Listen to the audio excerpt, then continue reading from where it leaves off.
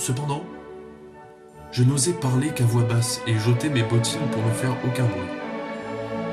Le thé, préparé sur une lampe à esprit de vin, fut bu sur le coin de ma commode. Puis je devins pressant, et peu à peu, comme dans un jeu, j'enlevai un à un les vêtements de mon amie, qui cédait en résistant, rouge, confuse, retardant toujours l'instant fatal et charmant.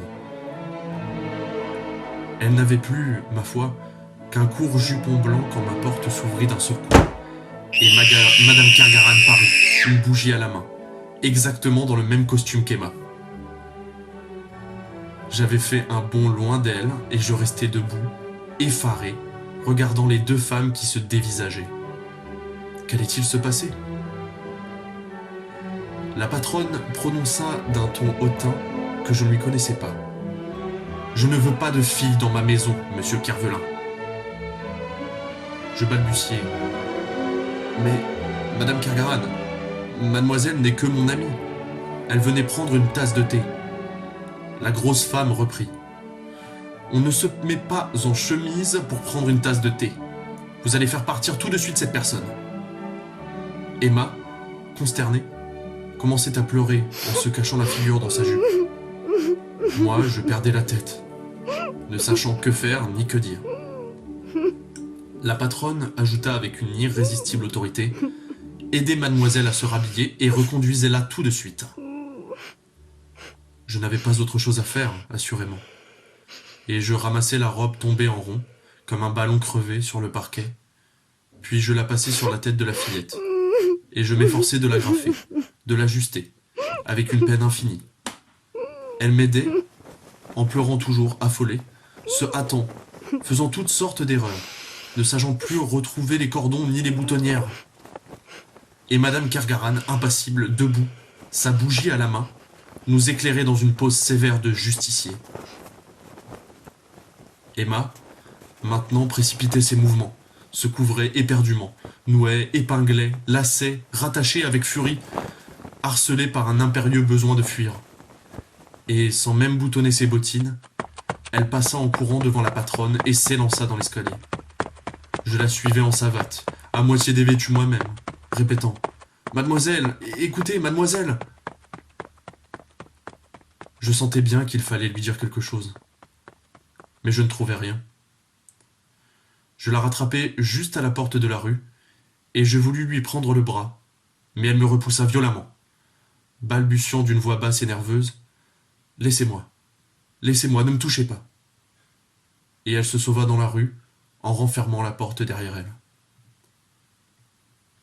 Je me retournai. Madame Kergaran était restée en haut du premier étage, et je remontai les marches à pas lents, m'attendant à tout, et prête à tout. La chambre de la patronne était ouverte. Elle m'y fit entrer en prononçant d'un ton sévère « J'ai à vous parler, monsieur Kervelin. » Je passai devant elle en baissant la tête. Elle posa sa bougie sur la cheminée, puis, croisant ses bras sur sa puissante poitrine que couvrait mal une fine camisole blanche. « Ah ça, monsieur Kervelin, vous prenez donc ma maison pour une maison publique !» Je n'étais pas fier. Je murmurai. « Mais non, Madame Kergaran. Il ne faut pas vous fâcher, voyons, vous savez bien que c'est qu'un jeune homme. » Elle répondit. « Je sais que je ne veux pas de créature chez moi, entendez-vous? Je sais que je ferai respecter mon toit et la réputation de ma maison, entendez-vous? Je sais. » Elle parla pendant 20 minutes au moins, accumulant les raisons sur les indignations, m'accablant sous l'honorabilité de sa maison, me lardant de reproches mordants. Moi, l'homme est un singulier animal, au lieu d'écouter, je la regardais. Je n'entendais plus un mot, mais plus un mot. Elle avait une poitrine superbe, la gaillarde. Ferme, blanche et grasse, un peu grosse peut-être, mais tentante à faire passer des frissons dans le dos. Je ne me serais jamais douté, vraiment, qu'il y eût de pareilles choses sous la robe de laine de la patronne. Elle semblait rajeunie, de 10 ans en déshabillé. Et voilà que je me sentais tout drôle, tout... comment dirais-je? Tout remué. Je retrouvais brusquement devant elle ma situation, interrompue un quart d'heure plus tôt dans ma chambre. Et derrière elle, là-bas, dans l'alcôve, je regardais son lit. Il était entrouvert, écrasé, montrant par le trou creusé dans les draps, la pesée du corps qui s'était couché là. Et je pensais qu'il devait faire très bon et très chaud là-dedans, plus chaud que dans un autre lit. Pourquoi plus chaud? Je n'en sais rien. Sans doute à cause de l'opulence des chairs qui s'y étaient reposées. Quoi de plus troublant et de plus charmant qu'un lit défait? Celui-là me grisait, de loin, me faisait courir des frémissements sur la peau. Elle parlait toujours, mais doucement maintenant. Elle parlait en amie rude et bienveillante, qui ne demande plus qu'à pardonner. Je balbutiais.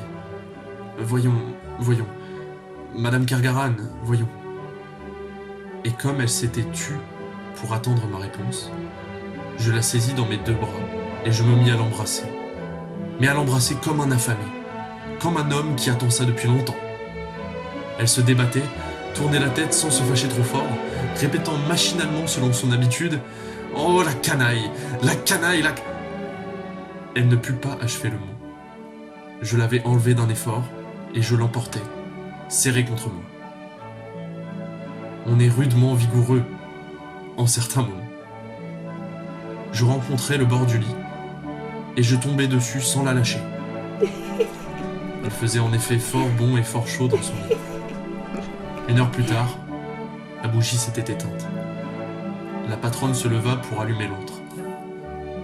Et comme elle revenait se glisser à mon côté, enfonçant sous les draps sa jambe ronde et forte, elle prononça d'une voix câline, satisfaite, reconnaissante peut-être.